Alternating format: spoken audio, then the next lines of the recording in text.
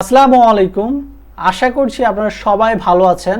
আজকে আমি আপনাদেরকে দেখাবো কিভাবে আমরা মুক্তপাঠের অ্যাকাউন্টের জন্য পিডিএস আইডিটি খুঁজে বের করতে পারি। আর এই পিডিএস আইডিটি বের করার প্রধান কারণ হচ্ছে মুক্তপাঠের অ্যাকাউন্টটি ভেরিফাইড করা। তাহলে চলুন কথা না বাড়িয়ে শুরু করি।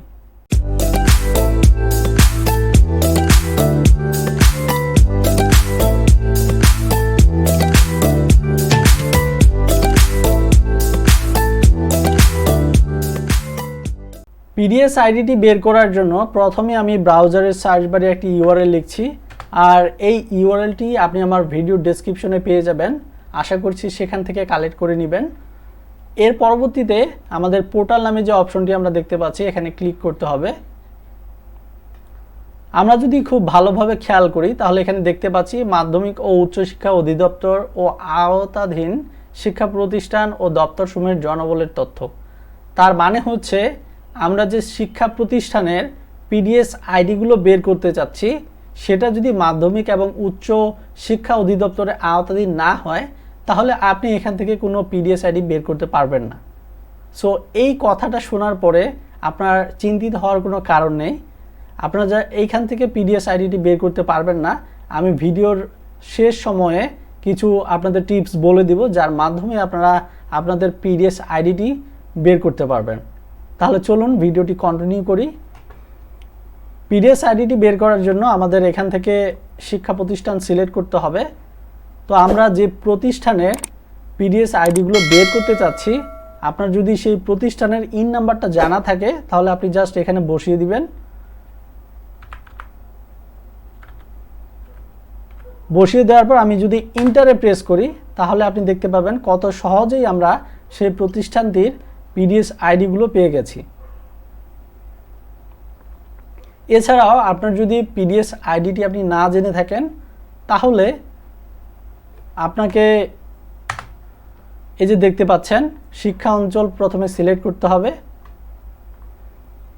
সেমভাবে জেলা, উপজেলা, প্রতিষ্ঠানের ধরন, যদি স্কুল হয় তাহলে স্কুল সিলেক্ট করবেন অথবা স্কুল কলেজ, এবং প্রতিষ্ঠানটি সরকারি না বেসরকারি অথবা যদি স্থানীয় সরকার বা স্বায়ত্তশাসিত হয়ে থাকে তাহলে সেটা সিলেক্ট করে দিবেন।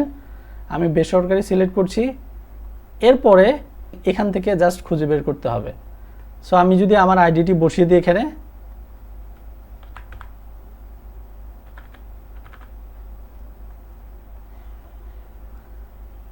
এরপরে এই যে দেখতে পাচ্ছেন যে এটা বসার পরে চলে এসেছে। আমি যদি এখানে এখন দেখি,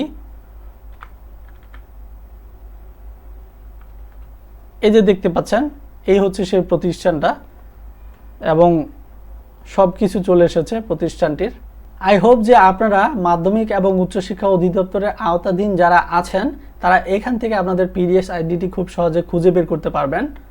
সো এখন যারা পাবেন না তাদের জন্য আমি বলছি, আমরা যদি মুক্তপাঠে যাই, মুক্তপাঠে গেলে আপনি যখন রেজিস্ট্রেশন করবেন, রেজিস্ট্রেশন করলে আমরা যদি পেশার ধরনটা সিলেক্ট করি সরকারি, দেন এখানে পেশা হিসেবে আমরা শিক্ষকতা সিলেক্ট করি, তাহলে আমরা প্রথমে খেয়াল করব যে শিক্ষক তথ্য যাচাই।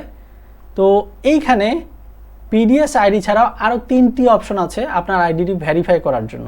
প্রথমটি হচ্ছে প্রত্যেকটি শিক্ষকের একটি পিন নম্বর থাকে, এরপরে হচ্ছে HRMIS আইডি এবং index number. So PDS ID ছাড়া এই 3টি নাম্বার অবশ্যই আপনার কাছে একটি থাকবে, সেটি দিয়ে আপনি ভেরিফাই করতে পারবেন। যারা হচ্ছে বেসরকারি শিক্ষক তো তাদের হচ্ছে প্রত্যেকটা প্রতিষ্ঠানের একটা পোর্টাল থাকে, আর সেই পোর্টালেই আপনি আপনার পিন নম্বর অথবা ইন্ডেক্স আইডিটি পেয়ে যাবেন। আমরা যদি এখানে আরেকটু ভালোভাবে খেয়াল করি তাহলে এখানে শেষে একটি ইন্ডেক্স আইডি আছে, এই যে দেখতে পাচ্ছেন। এই ইন্ডেক্স আইডিটি আপনার অন্তত থাকবে, সেটি দিয়ে আপনি আপনার আইডিটি ভেরিফাই করে নিতে পারবেন। এবং এর পাশাপাশি আমরা যদি আরেকটি অপশন এখানে দেখি সেটা হচ্ছে কর্মকর্তা। তো কর্মকর্তার ক্ষেত্রেও প্রত্যেকটি এমপ্লয়ির একটি অ্যাকাউন্ট রয়েছে, সেই অ্যাকাউন্ট যে আইডিটি সেটি দিয়ে আপনি আপনার এমপ্লয়ি আইডিটি ভেরিফাই করতে পারবেন।